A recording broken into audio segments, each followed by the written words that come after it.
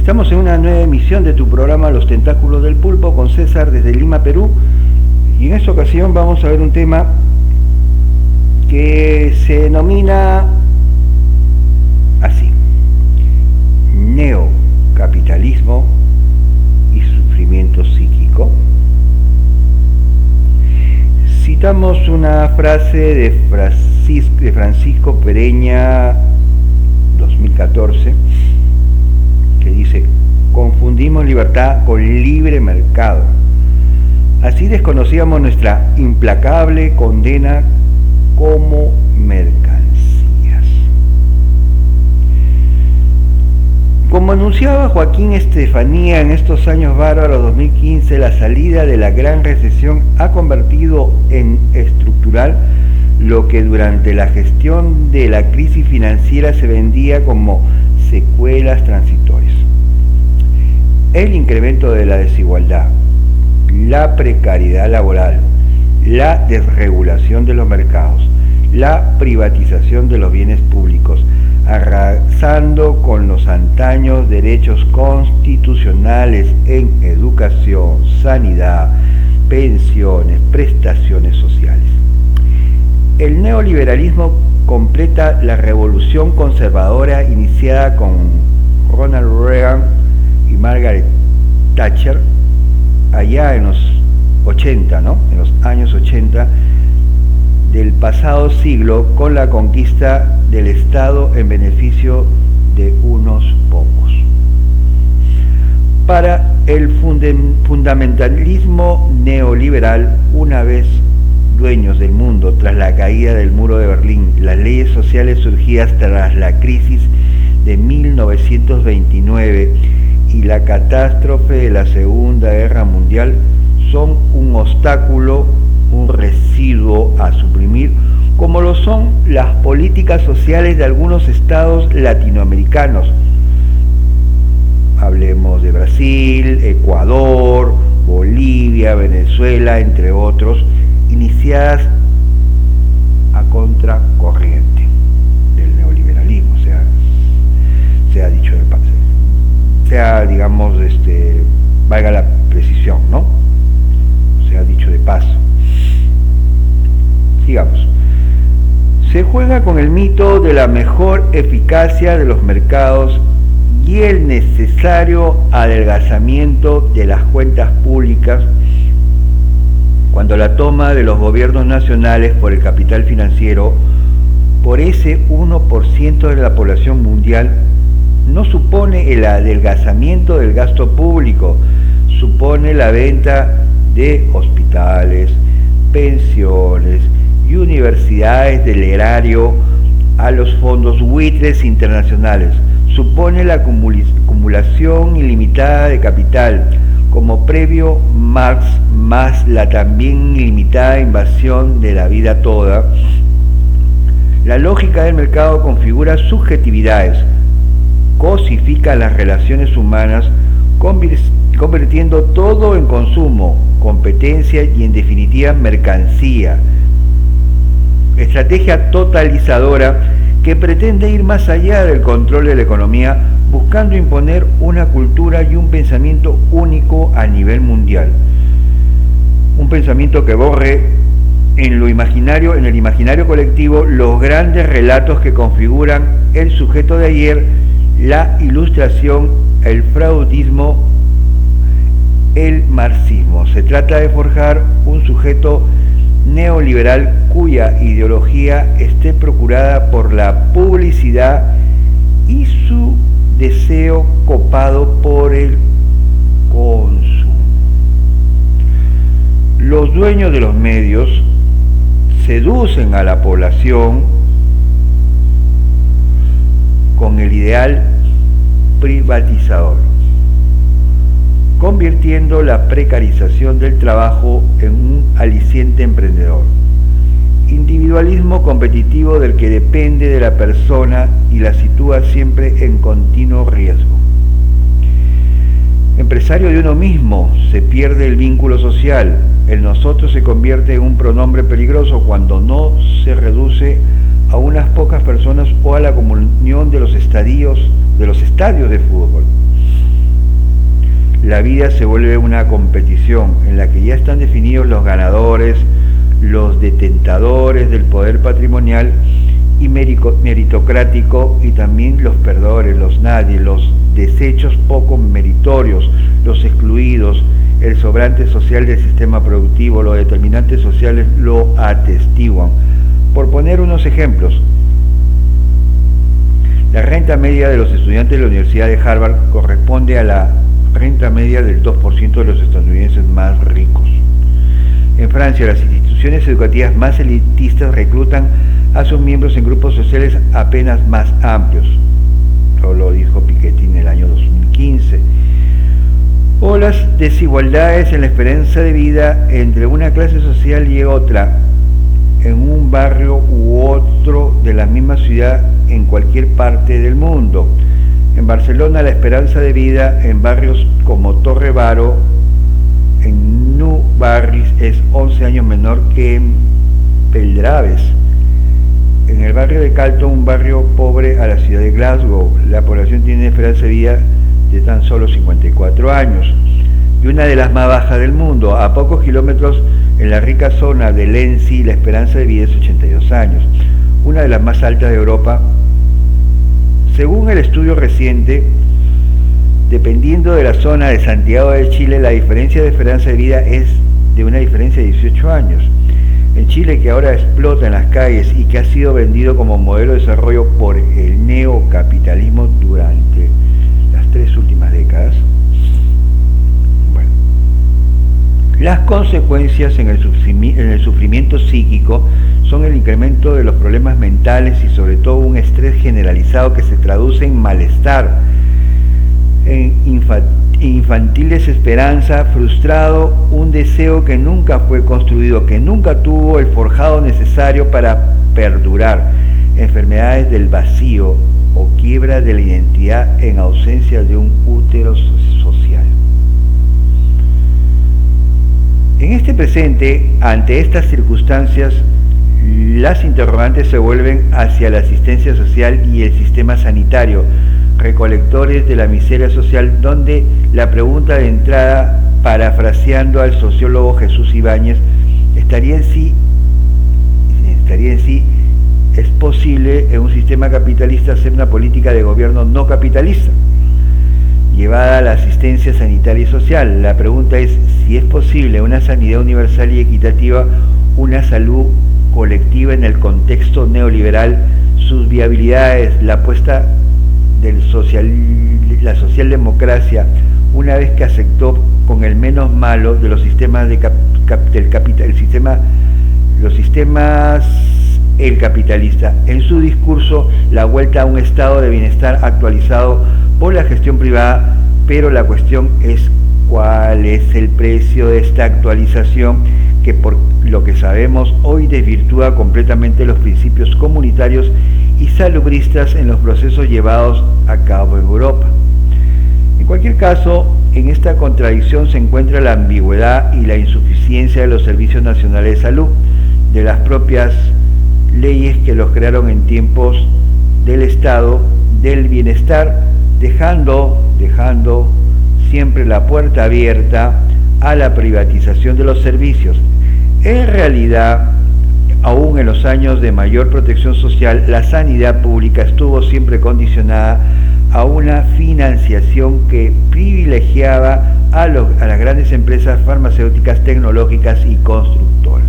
Los gobiernos conservadores, pero también los socialdemócratas, mantuvieron la sanidad pública en sus programas, por lo que además les permitía disminuir costos y acercar los recursos a la población atendida con un claro beneficio político electoral. Más al tiempo protegieron las infraestructuras de poder de la medicina conservadora y empresarial, la reforma sanitaria y de la salud mental comunitaria en sus logros de mayor cobertura y universalidad. Se desarrolló siempre a contracorriente del poder económico, fueran ministros conservadores o socialistas.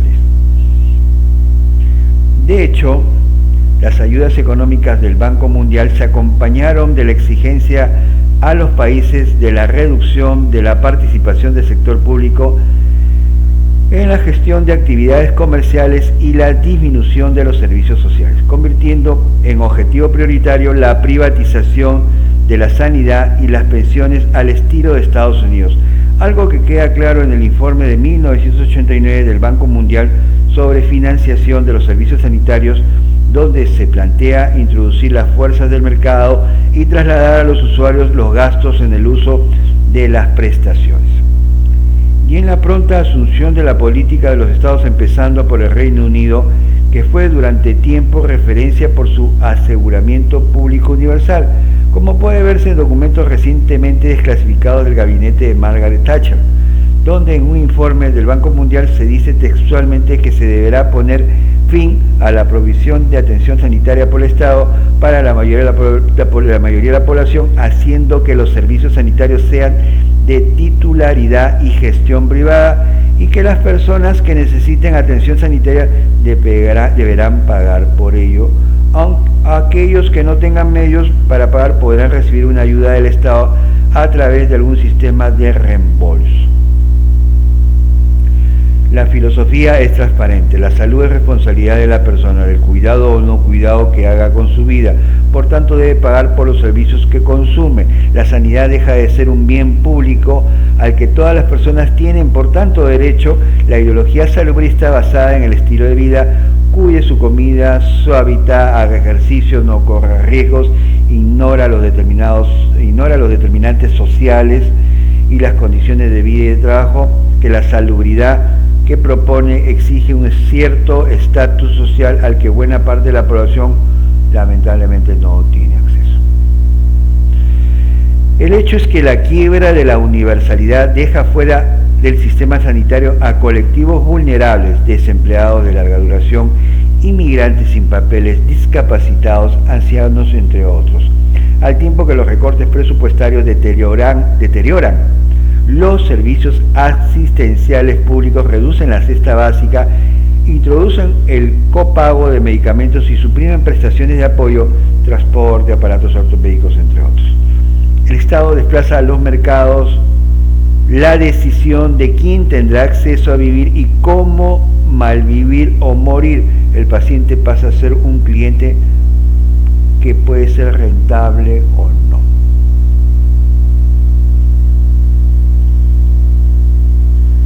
Diremos también pero hay otro fenómeno que hay que considerar al referirnos al sufrimiento singular y colectivo. Otro fenómeno al que enfrentar, aparte de la falta de soporte social de los estados y de la hegemonía del discurso conservador, la sustancial medicalización de la sociedad, la existencia de un Estado privatizador, la ausencia de una doctrina de salud y servicios sociales orientados al bien común, va a posibilitar el proceso de mercantilización de la medicina, convertida en una importante fuente de riqueza y consecuente medicalización y psiquiatrización de la población, un proceso que tiene tres aspectos básicos, tal como enuncia Isabel de Cura y López García. 1. Referir como enfermedad cualquier situación de vida que comporte limitación, dolor, pena, insatisfacción o frustración, lo que podríamos definir como enfermedades inventadas. Y otra, la equiparación del factor de riesgo como enfermedad. Y por último, la ampliación de los márgenes de las enfermedades que sí lo son, aumentando así su prevalencia. Todo ello origina intervenciones diagnósticas y o terapéuticas de dudosa eficacia y eficiencia. Hacer medicamentos para personas sanas era un viejo deseo de los laboratorios farmacéuticos. Ahora el complejo médico, técnico, farmacéutico, aliado con los medios y con el poder político, va más allá con la fabricación de enfermedades. Ahora la estrategia funciona vendiendo no solo las excelencias del fármaco, sino sobre todo vendiendo la enfermedad. La depresión es un buen ejemplo, convertido en una pandemia mundial gracias a los antidepresivos. La cosa es simple: buscamos o creamos un malestar, el síntoma, le otorgamos un diagnóstico precoz y comercializamos un medicamento o una nueva indicación para un medicamento ya en uso, un antidepresivo para la timidez o un ansiolítico para circunstancias adversas o costosas pruebas de alta tecnología completamente innecesarias. Robert Whittaker, un estudioso del fenómeno del aumento del consumo de los psicofármacos en Estados Unidos, describe rigurosamente en su libro Anatomía de una epidemia la implicancia de las instituciones sanitarias, profesionales y de usuarios en la elaboración del relato que les ha convertido en el tratamiento psiquiátrico dominante tanto de trastornos mentales graves como de síntomas comunes de malestar psíquico cuando no han servido para la creación de falsas enfermedades. Preguntándose, y si ese es el origen de la investigación que da lugar al libro, ¿cómo es posible que los problemas mentales se hayan incrementado desde los años 90 del pasado siglo, cuando precisamente en esas fechas aparecen lo que se propaga por las sociedades científicas y autoridades sanitarias como el mejor, si no único remedio para atenderlos? Los nuevos, supuestamente más eficientes y mucho más caros, antidepresivos, antipsicóticos, estabilizadores del ánimo, estimulantes y ansiolíticos. 2017. La industrialización de nuevos medicamentos, no necesariamente mejores, pero sí mucho más caros en los años 80 del siglo pasado, colonizan el discurso psiquiátrico. El fármaco, respaldado por las clasificaciones y protocolos internacionales de las asociaciones científicas infectadas por la financiación de las empresas farmacéuticas, se convierten en la bala de plata, en la panacea de los tratamientos del malestar. Un atajo acorde con la cultura de la época, pragmática, intrascendente y apresurada. La psiquiatría se introduce en la gestión biopolítica de la vida por el resquicio de la insatisfacción, del vacío de la vida líquida que describe Bauman, ofertando soluciones a los problemas de la existencia, del amor, el odio, el miedo, la tristeza, la timidez, la culpa y tanta cosa más. Se medicaliza el sufrimiento social, desahucios, desempleo, pobreza, y se psiquiatriza el mal.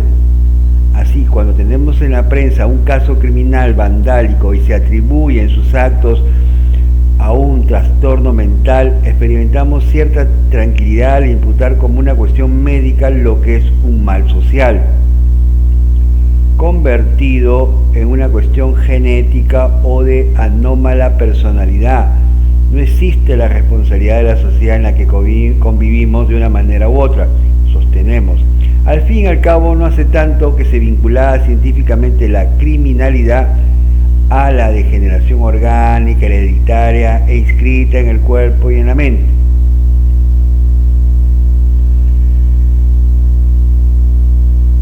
El escándalo del trastorno por déficit de atención e hiperactividad, el famoso TDAH, es ilustrativo de la fabricación de una enfermedad que ha multiplicado por cientos de miles la venta de estimulantes en pocos años para tratar a una inmensa mayoría de casos, sobre todo niños, comportamientos habituales en la infancia y adolescencia, distraerse fácilmente y olvidarse cosas con frecuencia, cambiar frecuentemente de actividad, soñar despierto, fantasear demasiado, corretear mucho, tocar y jugar con todo lo que ven, decir comentarios inadecuados, pueden ser diagnosticados de TDAH con el aval técnico del Instituto Nacional de Salud de los Estados Unidos, NIMH. Estimaciones recogidas por Sami Timimi sugiere que aproximadamente el 10% de los niños en las escuelas de los Estados Unidos se les ha pautado o tienen pautado un estimulante. En el Reino Unido la prescripción ha aumentado de 6.000 recetas al año en el 94 a más de 450.000 en el 2004. Un asombroso aumento del 7.000% en una sola década, o sea, 70 veces más. La medicina se ha convertido en una gran generadora de riqueza en cuanto a la salud, y el cuerpo se convierte en un objeto de consumo. La salud y el cuerpo se convierten en un objeto de consumo, recalco, en manos de la publicidad, es decir, de los mercados. La medicina es una herramienta de normalización, entendiendo por normal aquello que dicta los intereses del capital. qué comer, qué vestir, qué tomar, cómo, con quién juntarnos. Las normas estandarizadas se multiplican al tiempo que avanza el proceso de Foucault, denominada en castellano medicalización indefinida. La medicina se impone al individuo, enfermo o no, como acto de autoridad, y ya no hay aspecto de la vida que quede fuera de su campo de actuación. El cuerpo se convierte en un espacio de intervención política. Este tiempo donde los poderes económico-políticos se inmiscuyen y regulan cada ámbito de nuestra vida, donde la vida es cualquier cosa menos algo espontáneo o natural. Hemos venido hablando en programas de los tentáculos. Los tentáculos se vienen haciendo hace mucho tiempo, pero recién se van subiendo a YouTube. No será la excepción a la regla, pero seguimos hablando en programas anteriores en Radio Cibernéticos con los tentáculos del pulpo y en Voces del Nuevo Mundo en Radio Mantra. Hemos hablado de esto precisamente, de esto último, ¿no? Donde la vida es cualquier cosa menos algo espontáneo. O sea, creemos que nuestras vidas son naturales, pero con tanta cosa que les he ido describiendo a través del artículo y de otras cosas que ustedes seguro saben, nos estamos dando cuenta que no es tan así. Bueno, entramos a que la atención de la salud mental al sufrimiento psíquico. ¿Y qué nos referimos? ¿En qué nos estamos refiriendo a esto? ¿A qué nos referimos? Perdón. Los cambios, las formas de gestión y en el pensar de la época van a repercutir en las respuestas técnicas de la comunidad profesional. Hay una vuelta a la enfermedad como contingencia que reduce a lo biológico el malestar. El sujeto, su biografía queda afuera. Protocolos y vademecum sustituyen a una clínica de la escucha que se pregunte por el porqué subjetivo, afectivo, social del sufrimiento psíquico. Una clínica que busque en las propias defensas de la persona forma de superar el padecer. Al tiempo, la medicalización produce cambios profundos en la demanda de prestaciones que no tienen por qué corresponder con las necesidades de la población, sino a los intereses de la clase hegemónica. En el esfuerzo por reducir la psiquiatría al hecho físico, a la medicina del signo, se establecen criterios diagnósticos con unos signos hechos datos escogidos por consenso o por votación de unos pocos que reducen la complejidad de la persona. Uno ya no delira con lo relacionado con su propia biografía. El contenido del delirio es ruido producido por la falla neuronal. No hay lenguaje, sujeto ni deseo, solo cuerpo, enjambre químico neuronal. Más, y aquí la insustancialidad de la propuesta es que los datos por sí solos, como bien saben los propios publicistas de los mercados, poco vale y hay que interpretarlos. La estrategia es obvia.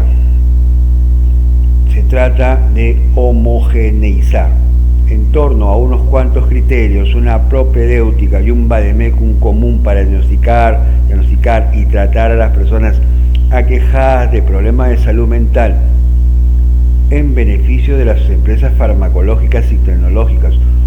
Un único sentido para el mundo. El trastorno mental sería el mismo en China que en Costa Rica, en Noruega que en Mali, lo que facilitaría el mismo tratamiento. Algo tan disparatado, premeditadamente ignorante de la antropología, de la idiosincrasia de los pueblos, que sería irrelevante si no fuera porque la credibilidad de un hecho o una visión determinada de los hechos está condicionada al aval de las universidades, centros de investigación y a publicaciones de gran impacto que suelen depender directa o indirectamente de la financiación de los mercados. Los mercados hasta en la sopa. Y en la sopa del digamos, de los medicamentos, la salud y la enfermedad, bienvenido sea, ¿no? Como ustedes lo están escuchando. Muy alejadas, por otra parte, de la realidad en la práctica asistencial, lo que hace decir a autores como Richard Smith y Jan Roberts que la forma en que las revistas médicas, presten atención, la forma en que las revistas médicas publican los ensayos clínicos se han convertido en una seria amenaza para la salud pública. Lo vuelvo a repetir. La forma en que las revistas médicas publican los ensayos clínicos se han convertido en una seria amenaza para la salud pública. Entre la aceptación y la resistencia, diremos que la acumulación irrefrenable descrita por Marx, Carlitos Marx, se aceleró con el fin del capitalismo industrial y no se sabe cuál va a ser el acontecimiento que precipitará el choque final pronosticado por el autor del Capital. El momento en el que las fuerzas productivas entrarían en contradicción con las relaciones de producción, ni si ese acontecimiento tendrá lugar. El derrumbe disruptivo del fracasado socialismo de Estado de 1989 parecía haber agotado, como dice Enzo Traverso en el 2019, la trayectoria histórica del propio socialismo, de los movimientos que lucharon por cambiar el mundo con el principio de la igualdad como programa, al reducir la historia toda del comunismo al hundimiento del totalitario régimen soviético. Una caída a la que se unía además los cambios profundos en las formas de producción que estaban acabando con el capitalismo industrial, en el que la izquierda forjó su identidad. Las grandes fábricas que concentraban a la clase obrera, donde surgieron los sindicatos y los partidos políticos de izquierda, estaban siendo sustituidas por nuevos modos de producción del neoliberalismo.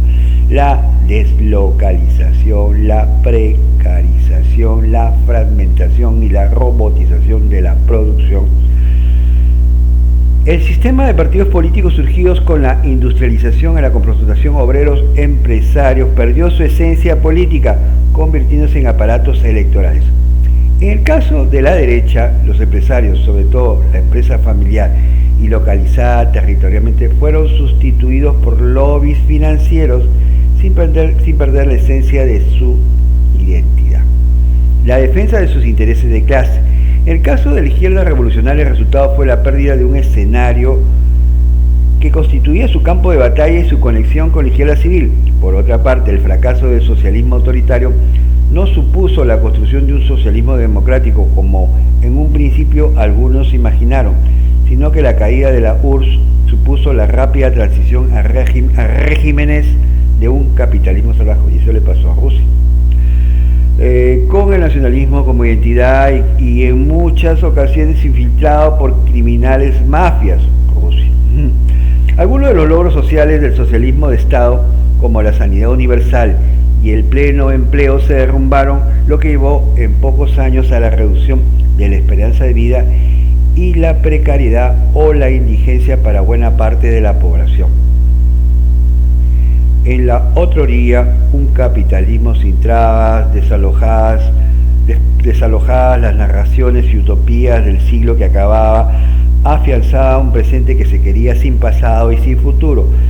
No es el fin de la historia como preconizaba Fukuyama, sino el fin de la política. El mercado va a sustituirla en un presentismo donde no cabe la utopía y por tanto el futuro ni cabe el pasado, perdida la memoria en una historia huera vacía de sentido. Una historia huera vacía de sentido. Planteaba en Cohabitar la diferencia que la reforma psiquiátrica, cuyo primer objetivo fue sacar a los pacientes de los hospitales psiquiátricos, de los manicomios y situar servicios de atención a la comunidad, creó su devenir nuevas situaciones, nuevos sujetos de derechos. La locura se hizo visible y con ella la intolerancia, el estigma, la exclusión de la diferencia. Hizo ver el proceso desinstitucionalizar atravesaba toda la formación social desvelando prejuicios y representaciones sociales que iban mucho más allá del trastorno psíquico, una reordenación asistencial y que situaban a los alienados juntos con otros de la exclusión social. Bueno, se mezcló todo. Destapó la parte oculta de nuestra sociedad por la dictadura de la razón, de la podredumbre de la razón, en palabras de Antonín Artaud, en la que los locos son las víctimas por excelencia. Un imaginario colectivo poblado de los mitos, las leyendas y los sueños que nos constituyen, nos acercan a lo que en verdad teje el síntoma regular y social, pues el síntoma se forja en la historia colectiva, en los deseos y miedos ubicados en la trastienda de nuestra cultura. Un proceso desinstitucionalizador que enfrenta a la reforma de la salud mental con la miseria social y subjetiva en un escenario en el que no se puede ser un simple observador, un impotente teórico de la marginación, la alienación y el sufrimiento, donde el hacer comunitario hace del profesional un militante de la resistencia al orden social que instituye la enajenación en la miseria, donde la acción terapéutica necesariamente experta entre los entresijos técnicos de la terapia y el cuidado se colorea políticamente. Este estar en lo común por el que se define la salud mental comunitaria supone considerar a la población no solo como potenciales usuarias de los servicios, implica adentrarse en los deseos y frustraciones de sus barrios, hacerles cómplices de la gestión de su malestar. El fracaso de la medicina social es semejante al de la política gobernante que padecemos, y la razón de este fracaso está en la ausencia de la comunidad, de los intereses, anhelos, frustraciones y ensueños de las poblaciones que se tienen o se representan. Es frecuente la existencia de políticos que no han estado nunca en las circunscripciones que representan más allá de los días de la campaña electoral, y es igualmente frecuente planificaciones, programas y actividad profesional de salud mental hechos sin haber pisado el barro o las aceras de barrio que comunitariamente se tienen. Una desconexión de la política con la realidad de los más necesitados, podríamos sintetizarlo. En salud, y más concretamente en salud mental, hablamos de participación, de la necesidad de contar con los ciudadanos, con las comunidades y los propios usuarios a la hora de la planificación y programación. Más, sin embargo, la participación se reduce si se asiste a encuentro a nivel directivo con sindicatos para temas laborales y el trabajo comunitario, a situar centros de consulta afuera de los hospitales. Luego puede extrañarnos que la población no defienda los modelos que más podrían beneficiarles, de confundir las necesidades reales en sus demandas, de dejarse llevar por engañifas o por engaños electorales que propician la privatización como modelo sanitario en contra de una salud colectiva que pueden hacer suya. Concluyendo, el hecho es que hoy, como nunca hasta ahora en la historia, parece que no hay afuera del sistema neoliberal donde el fascismo hace presente el planteamiento de George Kennan en un informe secreto, hoy accesible, cuando aconsejaba que había que dejar de hablar de objetivos vagos e irreales, como los derechos humanos, el aumento de los niveles de vida y la democratización, y operar con genuinos conceptos fuerza que no estuvieron entorpecidos por eslogans idealistas sobre altruismo y beneficencia universal, aunque estos eslogans queden bien y de hecho sean obligatorios en un discurso político. Una situación que puede conducirnos a esto es lo que hay y al todo vale. Esto es lo que hay y al todo vale, ¿no? Expresiones muy comunes, digamos, en estos tiempos. Un esto es lo que hay, y en esta situación todo vale al que suma la desgana por falta de perspectivas profesionales y ciudadanas, el queme o la renuncia o la aceptación de la derrota.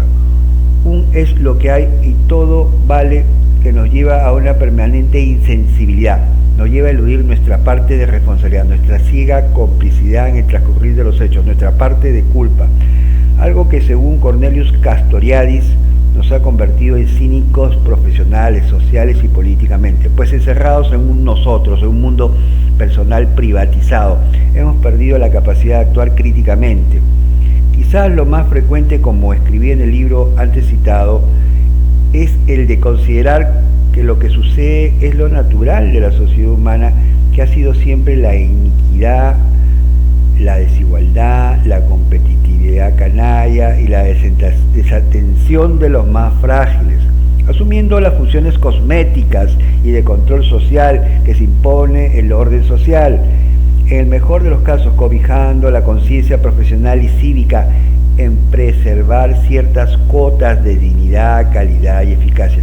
Pero queda otra postura, una opción partisana, militante, que trata de mantener una clínica de la resistencia, buscando aliados en los usuarios, familiares y ciudadanos para conseguir cambios en la asistencia a contracorriente y profundizar las grietas del sistema en pos de un horizonte donde sea posible el cuidado de la salud mental, una sociedad de bienestar. El peso de la alienación cambia cuando se es consciente de ella. En ese descubrimiento, cuando la mirada del amo ya no fulmina al colonizado, se introduce una sacudida esencial en el mundo. Toda la nueva y revolucionaria seguridad del colonizado se desprende de esto, escribe Fanon en Los Condenados de la Tierra. Una sanidad diferente, una atención a la salud mental que se entienda desde lo singular a lo colectivo, no será plenamente posible sino en una sociedad diferente. No podemos saber qué nos depara el futuro. El socialismo es tan posible como la caída de la barbarie, pero sí estamos obligados, si queremos una salud pública universal y equitativa, a desear y trajinar por una sociedad que parta de la igualdad como eje central de su discurso y tarea, una igualdad que trascienda a la explotación, sin jerarquías de clase ni de género, y donde se reconozca y se conviva todas las diferencias, donde las fronteras sean reconocidas, respetadas y franqueables sin falsas identidades societarias. Inmersos en la distopía del neocapitalismo y el auge en su seno de un nuevo capital fascismo del cual estamos viviendo, puede parecer una descomunal utopía, pero podemos consolarnos con el hecho de que las revoluciones llegan cuando nadie las espera. Bueno, esto ha sido un interesante artículo al cual se los he narrado y espero que cada uno de ustedes que me están escuchando en cualquier parte del mundo empiecen a tomar conciencia de lo que estamos viviendo. Sin más que decir, y agradeciendo su audiencia, nos encontramos en una próxima emisión de tu programa Los Tentáculos del Pulpo con César desde Lima, Perú.